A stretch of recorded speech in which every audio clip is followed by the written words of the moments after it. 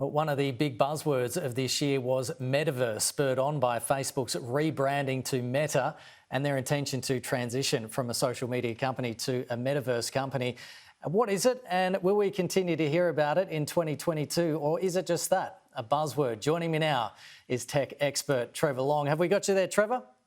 We do. I do think it's a buzzword, mate, and I think that's what's going to spur on the conversation for the next probably several years, frankly.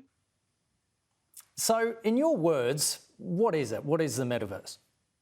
Well, it's very hard to describe because it hasn't actually been defined. If you ask people who are in some way invested in it right now, they would argue it's a virtual reality world, a place to escape, a different way to engage, a different way to interact, a different way to have conversations and meetings, a virtual way to do those things. But in fact, Facebook, or now known as Meta, when I interviewed their head of Meta, he didn't really have an answer to that question either, because they don't believe that it will be a thing for 10 or 15 years. They're simply positioning themselves for a future where these examples you're seeing here, Mark Zuckerberg in a virtual sense, he's a computer avatar having meetings and doing these, weird interactions with other people, essentially in face-to-face, but in a virtual sense because they're probably on other sides of the world. That's the bottom line to it right now. Is that's as much of a description as we can give. Is it's a virtual world, it's a virtual presence. So, Trevor, is the reason why we're talking about it this year and potentially next year is just because Facebook has rebranded to a metaverse company, or is it because of other things like smart contract networks like Ethereum? Is there other reasons why we may be talking about it at the moment? I think that, the number of conversations I've had about it and the number of emails I get from tech innovators and startups using the word metaverse in their pitches is because of Facebook.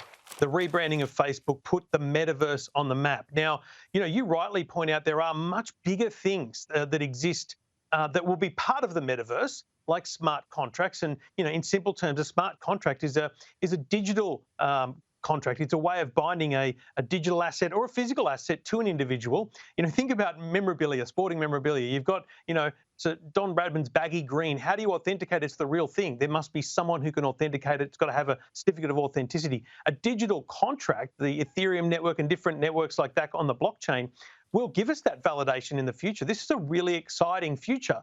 Does it actually link together with the metaverse that we envisage now, that those examples we just showed? Probably not at all. In fact, the metaverse going forward is probably the existence of those digital contracts, those digital artifacts, less so than the virtual worlds we're all talking about at the moment.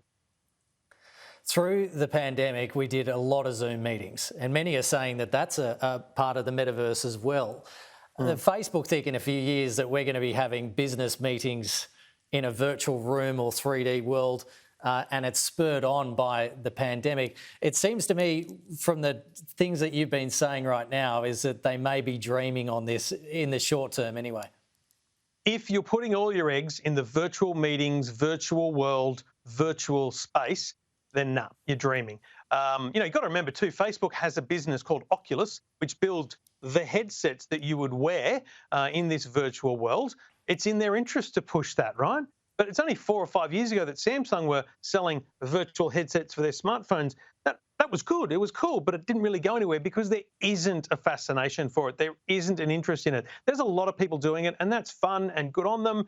But I do not see, and I'm happy to have this throw back at me at some point, this grab, but I just don't see society willingly going for the virtual headset for everything we do, unless we're going to live in a constant state of pandemic. And that obviously then changes how we interact, how we meet, how we visit, how we engage with our friends and our social networks.